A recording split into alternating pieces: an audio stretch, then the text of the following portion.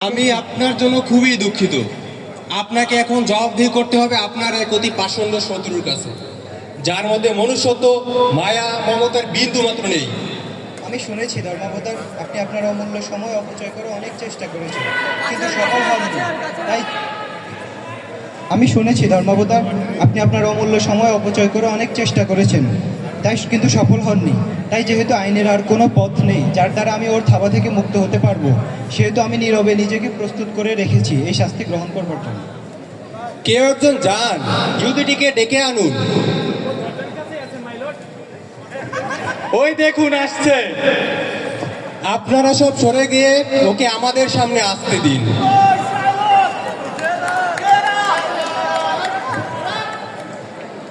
Shylock, সমস্ত জগৎ এবং সেই সঙ্গে আমিও মনে করছি আপনি শেষ পর্যন্ত আপনার এই নিষ্ঠুর জেদ ধরে রাখতে পারবেন না। অবশ্যই এই নিষ্ঠুরতার আড়াল থেকে দয়া ও মানবিকতার বোধ জেগে উঠবে। শুধু তাই নয়, শাস্তি স্বরূপ আপনি অ্যান্টনিওর শরীর থেকে 1 পাউন্ড মাংস কেটে নেওয়ার দাবি পরিত্যাগ করবেন এবং তার সঙ্গে আপনি আসলের একটা অংশ মাফ করে দিবেন। শাইলক, আমরা আপনার সদয় উত্তরের প্রতীক্ষায় আছি। আমার যা প্রাপ্য ধর্মাবতার আমি সেটাই চাই। আমি হোলি সামর্থ্যের আমি শপথ নিয়েছি, আইন অনুযায়ী আমার ক্ষতিপূরণ আমি আদায় করে ছাড়ব। আপনি বলতে পারেন যে আমি 3000 টাকা না নিয়ে কেন ওই সওদাগারের 1 পাউন্ড মাংসই কেন ভাই আমি চাই, এর কোনো সঠিক জবাব আমার কাছে ঠিক নেই। আপনি বলতে পারেন এটা হয়তো আমার রসিকপনের খেয়াল। এই ধরুন আমার বাড়িতে একটা ঢেড়ে ইঁদুর উৎপাত করছে, আমি তাকে তাড়ানোর জন্য 10,000 টাকা খরচ করলাম। আবার এই ধরুন কেউ শুয়োর সহ্য করতে পারেন না, কেউ আবার বিড়াল কুকুর দু চোখে দেখতে পারেন না। কার উপর কোন জিনিসের প্রতিক্রিয়া কেমন হয়, কিভাবে হয়, কেন হয়, কে বা বলতে পারে বলুন? এই জন্য আমি বলবো, অ্যান্টনিওর প্রতি আমার বহুদিনের জমা ঘৃণা ও বিতৃষ্ণার কারণে আমি আমার নিজের ক্ষতি করে হলো ওর বিরুদ্ধে মামলা করেছি। কি মাননীয় বিচারক, জবাব পেয়েছেন তো এবার? এটা একটা জবাব? নির্দয় অমানুষ। আমি আপনার মন মতো জবাব দিতে বাধ্য নই। কাউকে পছন্দ না করলে মানুষ কি তাকে হত্যা করে? কাউকে হত্যা না করলে কি তাকে ঘৃণা করতে হবে? সব অপরাধের কারণ কিন্তু ঘৃণা নয়। ও তাহলে কি একটা সাপকে দুবার কামড়ানোর সুযোগ দেব? কোনো লাভ নেই ওই ইহুদিটার সঙ্গে তর্ক করে। আরও অনেক কঠিন হৃদয়কে গলিয়ে নরম করবার চেষ্টা করতে পারো, কিন্তু ওই ইহুদিটার হৃদয় সব থেকে কঠিন। তাই আর কোনো আবেদন নিবেদন নয়, আমাকে বিচারের বিধান মাথা পেতে নিতে দাও। আপনার ওই 3000 টাকার বদলে এই নিন 6000 টাকা। ওই প্রত্যেকটা টাকা যদি 6 গুণ হয়ে যায় তবুও আমি নেব না। আপনি ঈশ্বরের কাছে প্রার্থনা করেন না করুণা চেয়ে? আপনার নিজের মনের মধ্যে যদি করুণা না থাকে তবে করুণা পাবার আশা করেন কি করে? আমি তো কোনো অপরাধ করিনি, আমি শুধু চাই আইন অনুযায়ী বিচার। আপনাদের প্রত্যেকের ঘরে তো কম বেশি কৃতদাসেরা রয়েছেন। আপনারা, আমি যদি এখন বলি আপনারা তাদের সাথে ভালো আচরণ করুন, তাদেরকে ভালো খানা পিনা দিন, আপনাদের ছেলেমেয়েদের সাথে বিয়ে দিন, আপনারা কি বলবেন? আপনারা কি তা করবেন? আপনারা হয়তো বলবেন কেন করবো, তারা তো আমাদের কিনা গোলাম। ঠিক তেমনই ওই সওদাগারের শরীরের 1 পাউন্ড মাংস যা আমার প্রাপ্য, তা আমার একান্ত আমার এবং তা আমার চাই। মাননীয় বিচারক, আমি চাই আইন অনুযায়ী বিচার, চুক্তি অনুযায়ী শর্ত পালন। আর আপনি যদি এই আইনের অবমাননা করেন তাহলে তা হবে ভেনিসের নাগরিক ও বাণিজ্যিক জীবনের সাথে অবমাননা। এই জটিল মামলাটি বিচার করার জন্য আমি একজন প্রবীণ অভিজ্ঞ আইনজ্ঞ ডক্টর বিলারয়কে ডেকে পাঠিয়েছি।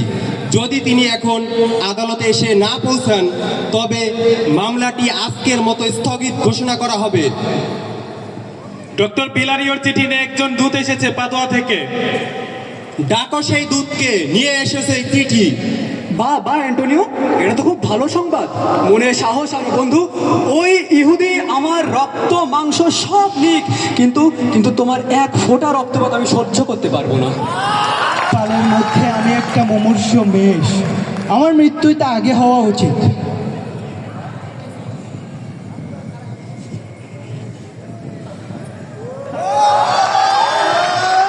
আপনি পাদুয়া থেকে এসেছেন ডক্টর বিলারিওর কাছ থেকে?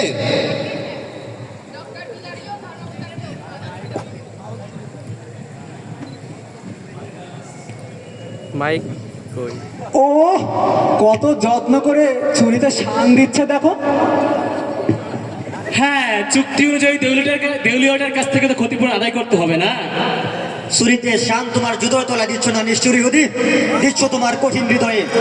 ওই নিষ্ঠুর ইহুদি, তোর ঈর্ষার তীব্রতা জল্লাদের কুঠারের তীক্ষ্ণতাকেও হার মানায়। কোনো আবেদন নিবেদন কাকুতি মিনতি তাকে ভেদ করতে পারে না। যত বড় বড়ই কথাই বলো না কেন, কিচ্ছু হবে না। নিপাজ্জা ঘৃণ্য কুকুর, তোর মতো লোক এখনো বেঁচে আছেন। দেশের বিচার ব্যবস্থার উপর আস্থা রাখতে পারছি না। এক নিষ্ঠুর নরখাদক নেকড়ের আত্মা মৃত্যুর পর নিশ্চয়ই তোর মাতৃজর্দে প্রবেশ করেছিল, যার ফলে তুই নরবশু জন্মেছিস রক্ত পিপাসু হয়ে। চুক্তি অনুযায়ী লেখা বন্ডের লেখা যতক্ষণ একই থাকবে ততক্ষণ চেঁচিয়ে বুক ফাটালে কোনো লাভ হবে না যুবক। আর তোমার বাক্য সংযত করো। আমি তোমাকে বারবার করে বলছি তোমার বাক্য সংযত করো, নইলে সমূহ বিপদে পড়বে। মাননীয় বিচারক, আমি চাই আইন অনুযায়ী বিচার। Order order.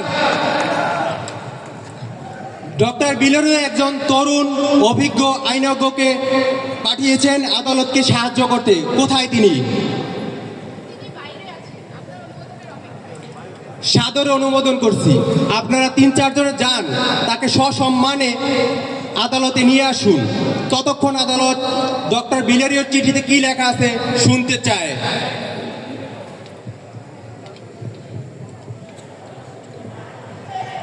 মাননীয় ডিউক, আমি অসুস্থ অবস্থায় আপনার পত্র গ্রহণ করিয়াছি। সৌভাগ্যবশত এখন আমার সহিত রোমের একজন তরুণ আইনজ্ঞ ডক্টর বালথাজার আছেন। তাহার সহিত ওই ইহুদি ও বণিক অ্যান্টোনিওর জটিল মামলাটি সবিস্তরে আলোচনা করিয়াছি। এই আলোচনায় নানা আইন পুস্তকেরও সাহায্য লইয়াছি। দেখিলাম আমরা উভয়ই একই অভিমত পোষণ করি। তাই শারীরিক কারণে আমার অনুপস্থিতির জন্য ডক্টর বালথাজারকে পাঠাইলাম। ইনি অত্যন্ত যোগ্য ব্যক্তি, বয়সে নবীন হইলেও জ্ঞান বুদ্ধিতে প্রবীণদেরও হার মানায়নি। আপনারা শুনলেন ডক্টর বিলারিও চিঠিতে কি লিখেছেন। আমি ওই ব্যক্তিটিকে সদরে গ্রহণ করতে রাজি। ডক্টর বালথাজার কি এসেছেন?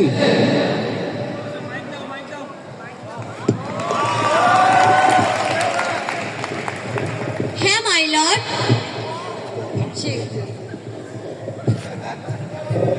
স্বাগতম।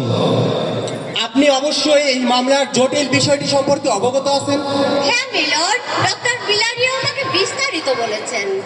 এখন জানতে পারি কি সওদাগরটিকে আর কে সেই ইহুদি? তরুণ সওদাগর অ্যান্টোনিও ও বয়স্ক শাইলক উভয়ই সামনে দাঁড়িয়ে। আপনি শাইলক? হ্যাঁ, আমার নাম শাইলক। আপনার মুখোমুখি বেশ অদ্ভুত ধরনের, তবে ভেনিসের আইন আপনাকে নিরাশ করতে পারে না। আপনাকেই উনি বিপদে ফেলেছেন, তাই না? সেরকমই। আপনি কি এই বন স্বীকার করেন? হ্যাঁ, করি। তাহলে তো ওই ইহুদির দয়া প্রবণ হওয়া উচিত। কোন আইনের বাধ্যবাধকতায় বলে দিন। দয়া প্রবণতা কখনো জবরদস্তি আনা যায় না। এ স্বর্গ থেকে ধরণীতে ঝরে পড়া নরম বৃষ্টি বিন্দুর মতো। এ যে দেয় এবং যে ন্যায় উভয়কেই আশীর্বাদ করে। আদ্র মনে বিচার করলে সে বিচার হয় বিধাতার বিচার। তাই বলছি ইহুদি, একটু ভেবে দেখুন, আমরা প্রতিনিয়তই করুণা প্রার্থনা করি, আর এই প্রার্থনা আমাদের করুণা করতে শেখায়। দেখুন, আমি এত সব কথা বলছি আপনার চাওয়া শাস্তি কিঞ্চিত লাঘবের জন্য। যদি আপনি একান্তই রাজি না হন, তাহলে ভেনিসের আইন আসামি অ্যান্টোনিওকে কঠোর শাস্তি দিতে বাধ্য হবে। ওসব ধর্মকরের বিচার আমার মাথায় থাক। আমি চাই আইন অনুযায়ী বিচার, চাই চুক্তি অনুযায়ী শর্ত পালন। উনি কি ধান্য অর্থ ফেরত দিতে পারছেন না? এই যে আমি আছি, ওর হয়ে দ্বিগুণ অর্থ এই আদালতে জমা দিতে প্রস্তুত। তাতেও না হলে 10 গুণ দেব। আর যদি তাতেও ওর মন না ভরে, তবে বুঝতে হবে আসল কথা হলো এর মনে শুধুই শয়তানি। আমি মহামান্য আদালতের কাছে প্রার্থনা করব যেন আইন অমান্যের সামান্য ক্ষতি বরদাস্ত করে ন্যায় বিচারকেই প্রাধান্য দেওয়া হয়। না, তা হতে পারে না। ভেনিসের আদালতের সে ক্ষমতা নেই যে প্রচলিত আইনকে এতটুকু বদলায়। বাহ, সাধু সাধু। এজন্য সত্যি বিচারক ড্যানিয়েল হাজির হয়েছেন। আমি ঠিক বুঝতে পারছি না আপনাকে ঠিক কিভাবে আমি সম্মান জ্ঞাপন করব। অপেক্ষা করুন, আগে আমাকে বনটি ভালো করে দেখতে দিন। এই যে মহামান্য বিচারক, এই সেই বন। ইহুদি, আপনাকে যদি 3 গুণ অর্থ দেওয়া হয়? ওই অর্থ আমি নিতে পারতুম যদি ঠিক সময়ের মধ্যে দেওয়া হতো, কিন্তু আমি যে ভগবানের নামে শপথ নিয়েছি, এখন আমি ভেনিসের আইন কোনোভাবে অবমাননা করতে পারি না। তাহলে দেখছি আইনত ওই বন্ডের চুক্তি অনুসারে ওই ইহুদি নিতে পারে সওদাগরের বুকের পাশ থেকে 1 পাউন্ড মাংস কেটে। ইহুদি, আমি বলছি কি, মাফ করে দিন। ধান্য অর্থের 3 গুণে, আর আমি এই বন্ডটা ছেড়ে ফেলি।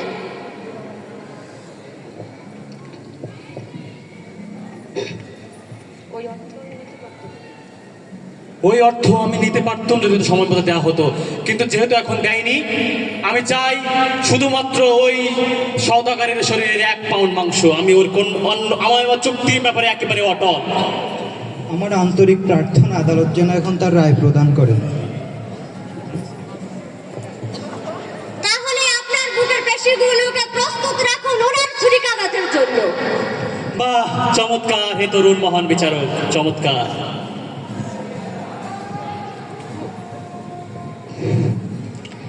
আসুন, অপেক্ষা কেন, নিন 1 পাউন্ড মাংস কেটে ওনার বুকের 1 পাউন্ড মাংস এখন আপনার।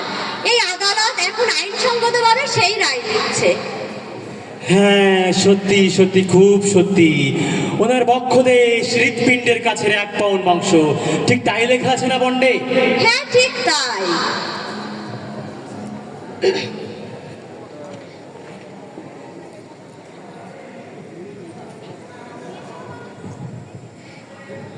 আপনার কি দাড়িপাল্লা প্রস্তুত আছে শাইলক? হ্যাঁ হ্যাঁ, সেসব আমি প্রস্তুত রেখেছি। আর শল্য চিকিৎসক মোতায়েন রেখেছেন তো? যদি রক্তক্ষরণে সওদাগরের প্রাণ যাওয়ার মতো অবস্থা হয়, তখন চিকিৎসার জন্য? বন্ডে কি সেরকম লেখা ছিল নাকি? না, তা নেই বটে। ওটুকু না হয় আপনি পড়লেন দয়া করে বসত। সে আমি কোথায় পাবো, বন্ডে এসব কিছু লেখা ছিল না। সওদাগর, আপনার কিছু বলার আছে?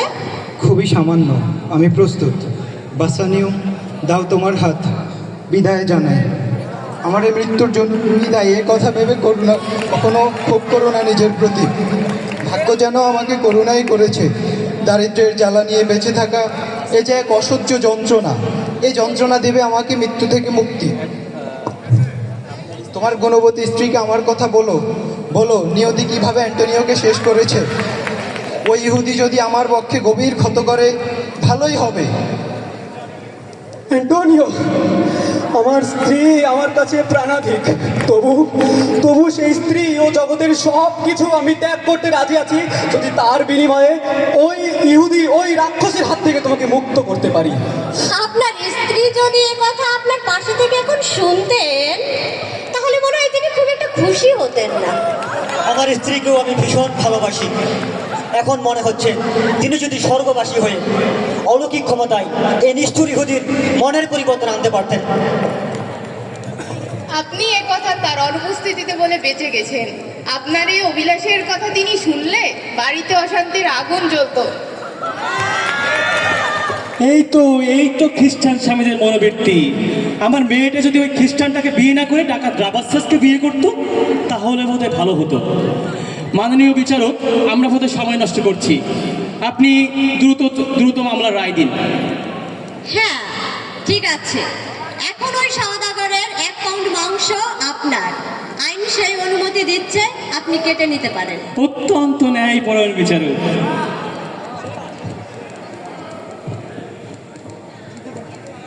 আপনি এখন ওনার বক্ষদেশ থেকে 1 পাউন্ড মাংস কেটে নিতে পারেন। আইন সে রায় দিচ্ছে, এই আদালত তার সমর্থন করছে। বা অতি বিদ্যান বিচারক, কি এখানে কথা বলেছেন উনি। এগিয়ে আসুন সওদাগর। সবুর করুন, আরো কিছু জিনিস দেখার আছে। বন্ডে কিন্তু লেখা 1 পাউন্ড মাংস। এই মাংস কাটতে গিয়ে যদি ইহুদির সওদাগরের 1 বিন্দু রক্ত মাটিতে পড়ে, তাহলে ভেনিসের আইন অনুসারে আপনার স্থাবর ও স্থাবর সম্পত্তি বাজেয়াপ্ত করে নেবে ভেনিসের শাসনকর্তারা। সাধু সাধু ইহুদি, এবার দেখুন একজন বিদ্বান বিচক্ষণ বিচারক কাকে বলে। আইন কি সেরকমই নাকি? হ্যাঁ, আপনি নিজের চোখেই দেখে নিতে পারেন আইনের ধারা। ইহুদি, আপনি পূর্ণ বিচার চেয়েছেন, আপনি সেটাই পাবেন। সাধু সাধু। তাহলে তাহলে ওসব যাক, আমি ওই বন্ডের 3 গুণ অর্থ নিয়ে আমি ওই খ্রিস্টানটাকে ছেড়ে দিতে রাজি। এই যে আমার কাছে মজুদ আছে। ধীরে, কোনো তাড়া নেই। এই ভরা সবাই সে এই টাকা নিতে অস্বীকার করেছে। এখন তার পাওনা শুধু ওই বন্ডে যা রূপায়িত। ইহুদি, আপনি ঠিকই বলেছেন, ইনি সত্যি একজন বিদ্বান বিচক্ষণ বিচারক। তাহলে আসুন, নিন সওদাগরের মাংস কেটে। ড্যানিয়েল, এজন্য সত্যি এক দ্বিতীয় ড্যানিয়েল। ইহুদি, এবার তোমাকে বাগে পেয়েছি। কি হলো ইহুদি, থামলেন কেন? আসুন, নিন মাংস কেটে। আমার আসলটা ফেরত দিন, আমি চলে যাচ্ছি। আমার কাছে মজুদ আছে, এই যে। না, তা উনি পাবেন না, কারণ উনি সেটা নিতে অস্বীকার করেছেন। এখন উনি ওটাই পাবেন যেটা ওই বন্ডে রূপায়িত। আপনি এখন সেটাই নেন আপনার নিজের দায়িত্বে। বাহ বাহ, এজন্য সত্যি দ্বিতীয় ড্যানিয়েল। ইহুদি, কথাটা শেখাবার জন্য আপনাকে ধন্যবাদ। তাহলে কি আমি আমার আসলটাও পাবো না? না, আপনি শুধু সেটুকুই পাবেন যেটা ওই বন্ডে উল্লেখিত। তাহলে চলে যাক সব, আমি চললুম। সবুর করুন, আপনার উপর আরো একটি আইনি অভিযোগ আছে। ভেনিসের আইনে আছে যে কোনো বিদেশি যদি কোনো নাগরিককে প্রত্যক্ষ বা পরোক্ষভাবে প্রাণ নাশের চেষ্টা করে, তাহলে ওই ব্যক্তির অর্ধেক সম্পত্তি পাবে ওই নাগরিক এবং বাকি অর্ধেক যাবে ওই নগরের অর্থশালার অধ্যক্ষের কাছে। আর দোষীর প্রাণ নির্ভর করবে ডিউকের দয়ার উপর। এই পরিস্থিতিতে কিন্তু আমার আপনাকে অপরাধী মনে হয়, কেননা আপনি প্রত্যক্ষে বা পরোক্ষে প্রতিবাদের প্রাণ নাশের চেষ্টা করেছেন। আইনের দোহাই তুলে আমার মুখ দিয়ে বিপজ্জনক বিধানও বলিয়েছেন। সুতরাং আপনার আর রেহাই নেই।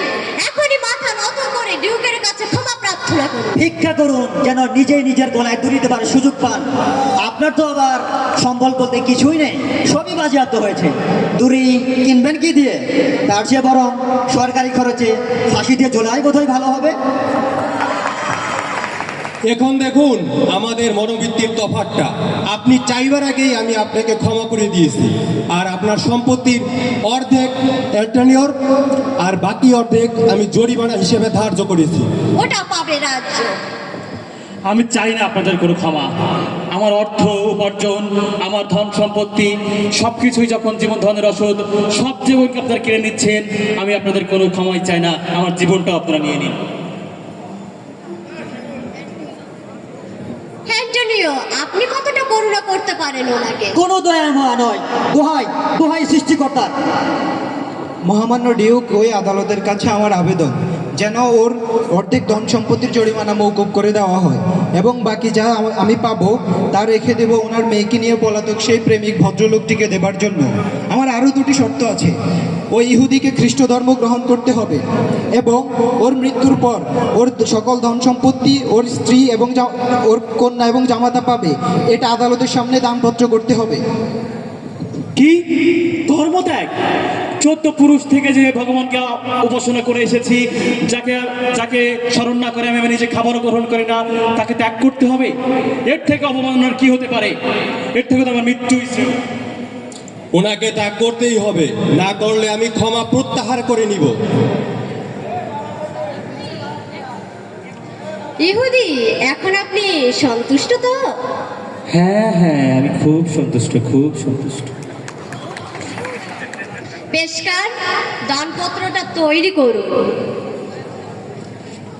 দয়া করে আমাকে বাড়ি যেতে দিন, আমি অসুস্থতা বোধ করছি। আপনি এখন আসতে পারেন, তবে সইটা করা চাই। হ্যাঁ, দলিলটা পাঠিয়ে দেবেন, আমি সই করে দেব। খ্রিস্টান হতে এর দুটো ধর্মবাদ লাগবে। আমি বিচারক হলে আরো 10টা ধর্মবাদ দিতাম, যারা ওকে ফাঁসি কাজটি নিয়ে যেত, গিরিজায় নয়।